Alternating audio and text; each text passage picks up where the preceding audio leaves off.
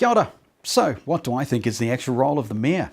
Well, aside from the meetings, I believe it is predominantly a token role for representation of the city and the people who live within it. Now, that doesn't fully explain much, and it's kind of wishy-washy to be fair, but it's true.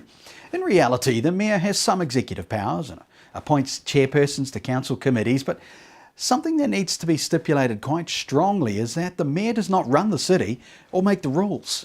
Whilst the Mayor cops all the flack from the public and the media, that's simply because they are the first point of attack. But remember, the Mayor is only one vote of 21 inside Auckland Council. The Mayor is a front for the city, the go-to for the media, the person that attends the functions, the events, should be the city's communicator. Yes, the Mayor has visions, wants and priorities for the city, but that doesn't transmit into an open checkbook and the power to make things happen. The Mayor communicates with central government and local council, works with them to solve problems and create opportunities, but the Mayor is not a dictator that controls what happens. The Mayor does not make the final decisions on Auckland's roads and parks and the traffic and the housing and the overall city finances or the rates. Where previous mayors have gone wrong is by convincing the public that they do control such things. Politicians made bold promises to the voters to win elections, and in the end, they've let the voters down and lacked in their communication with the public about it. The majority of mayoral candidates do have agendas. The Cannabis Party, the Rates Party, the Labour Party, the Keep It Green Party, the Empire Party, but not me.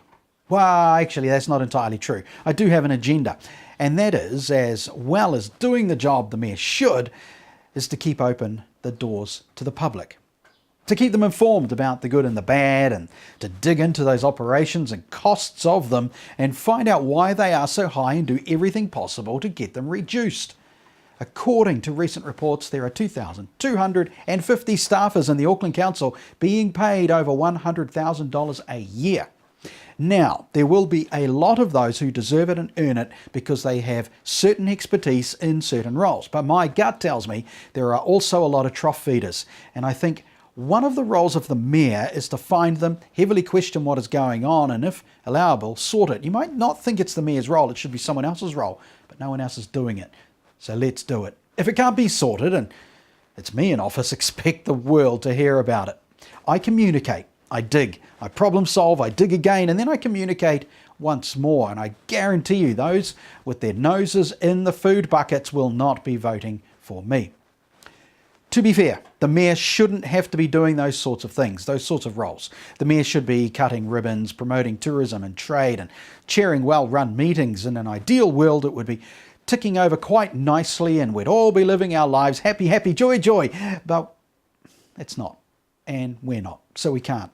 It needs sorting.